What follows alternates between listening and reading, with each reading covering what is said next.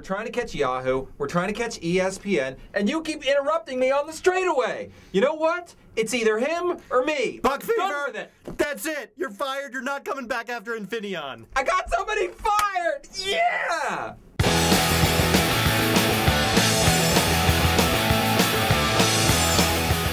Welcome to Rowdy.com Big Three. I am Buck Fever. Buck, I just want to be clear. I'm not firing you. Thank you. No, I fired him. You didn't fire him. Oh, I fired him. You didn't fire anybody. But you can stay through Infineon. All right, what are today's big three issues? Well, obviously, issue number one is the fate of the 83 car. And did Scott Speed get Kasey Mears fired?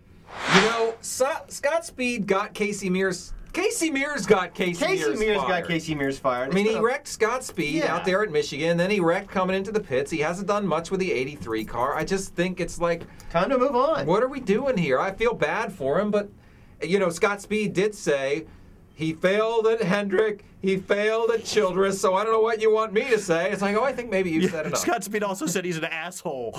He did say that? Yeah. Well, I don't know about that. All I know is when I tried to make small talk with him, he was very curt with me. He was nice to me in the Phoenix airport. He was nice. That's true.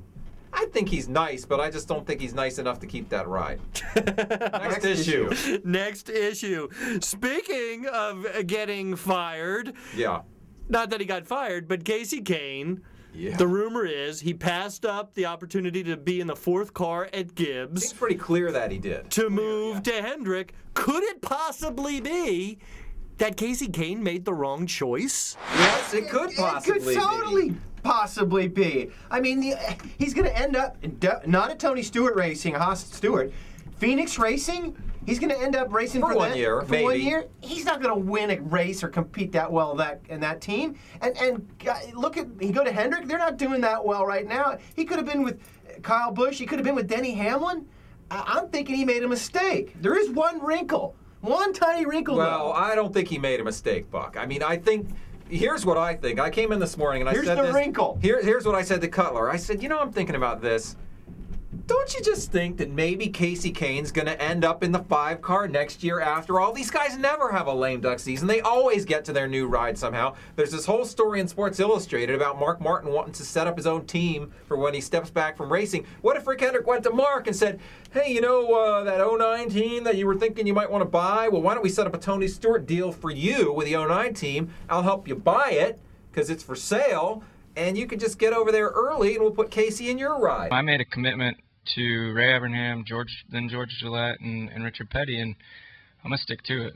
Whether somebody doesn't like me there or a lot of people or whatever it may be, I'm going to stick to my commitment because I've worked hard there for 6.5 years, and I'm going to finish strong there. And Rick Hendrick's working on the rest, so it's nice to have someone like that working on the next 5 years of my career. All right, issue number 3. NASCAR is having another round of their heralded town hall meetings with the movers and shakers of NASCAR, and one of the... weren't we invited? Yeah. Oh, I got my invitation. I move. I shake.